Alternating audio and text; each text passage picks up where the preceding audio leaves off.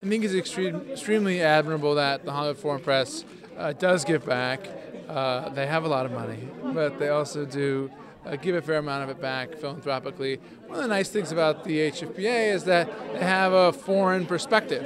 You know, it's not a body of people who come from just inside the United States and see the world from that perspective. They understand that there's a very big world out there and not everybody has it great, and that those of us who are in fortunate positions probably owe it to do something to try to give back a bit. Cinema for Peace is so vital to what we're doing in cinema.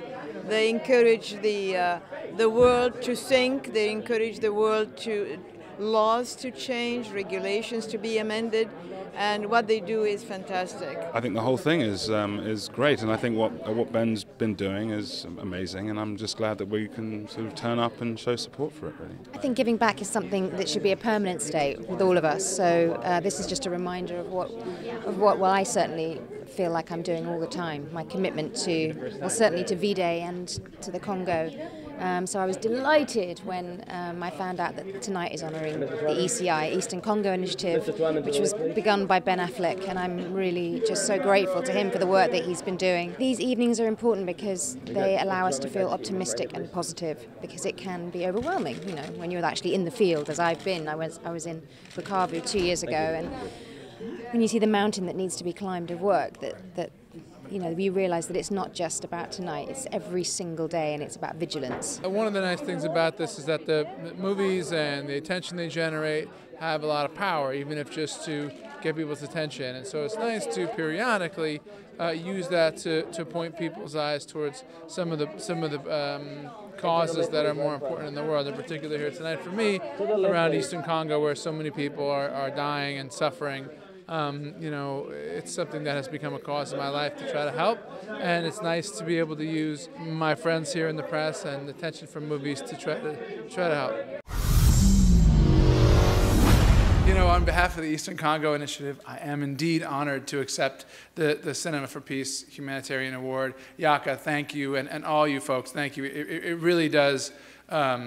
It does mean a great deal. I never imagined when I started off as an actor in the Burger King commercial that you saw that someone would be calling me a humanitarian. So even if it wasn't the Beverly Hills Hotel. Thank you very much. I'm inspired by the amazing resilience and determination of the Congolese, who remain committed to helping their neighbors and rebuilding their communities, even in the face of violence and suffering. It's like when I heard about this stuff and I was reading about it, I was terrified to go there the first time. And it was in the middle of war. I mean, people fighting, dying. There were 2 million people displaced at the time.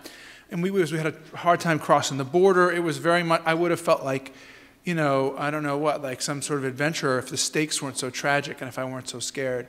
And I got there, and what I saw amazed me. I saw the people who lived there, the Congolese who lived in Goma and Bukavu in the cities, getting up and going to work, even though bombs were going off, you know, dealing with their marriages, trying to parent their children, trying to get the things they needed from the stores they needed to do, even though their society was completely blown to smithereens. And it's the one strongest impression that has ever been made on me in my life, which is the power of the human spirit and of people to go on.